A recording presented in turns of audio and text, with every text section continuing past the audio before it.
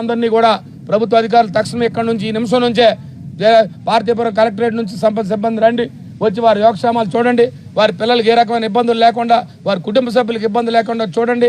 తక్షణమే వేరైతే మా పార్టీ తరఫున డిమాండ్ చేస్తున్నామో మా కుటుంబాలకు ఆర్థిక సహాయం ఇవ్వండి, వాళ్ళ కుటుంబాలు నిలదొక్కునేలా చూడండి, గిరిజనుల్లో మనోధైర్యాన్ని కలిగించండి, మళ్ళీ గిరిజనులు వెళ్ళి చదువుకోవాలి ప్రభుత్వంలో అనే పరిస్థితిని కలిగించండి అని చెప్తున్నాం. మేము ఆనాడు పాఠశాలన్నీ కూడా డాక్లైవ్ స్కూల్స్ కానీ, ట్రైబల్ స్కూల్స్ కానీ, లేదు ప్లెయిన్ ఏరియాలో మోడల్ స్కూల్స్ కానీ, కేజీబీ స్కూల్స్ కానీ ఎక్కడ చూస్తున్న పిల్లలందరూ హాస్టల్స్లోకి వెళ్ళి చదువుకునేవారు. హాస్టల్స్లో నో వేకెన్సీ బోర్డులు. ఇవాళ చూస్తే పరిస్థితి చూస్తే ఎందుకంటే చెప్పారు మా వాళ్ళందరూ కూడా చెప్తా ఉంటే, ఇది ఇవాళ ఈ ప్రభుత్వంలో జరుగుతున్న పరిస్థితులు. ఏది ఏమైనప్పటికీ కూడా ప్రభుత్వం తక్షణం మేల్కొని ఆ పిల్లలకు కానీ కుటుంబాలు కానీ అందరినీ కూడా జాగ్రత్తగా ఉంచి ఇప్పటికైనా తక్షణమే ఏదైతే మాజీ ఉప ముఖ్యమంత్రి గారు చెప్పారో అవన్నీ తక్షణమే మీరు ఇమ్మీడియట్గా ఆ కార్యక్రమాలన్నీ చేసి గిరిజనుల మనోధైర్యం కలిగించండి, మా పిల్లలు బాగా చదువుకొని ఉన్న స్థానాలకు వెళ్ళాలనే భావన కలిగించండి. ఇది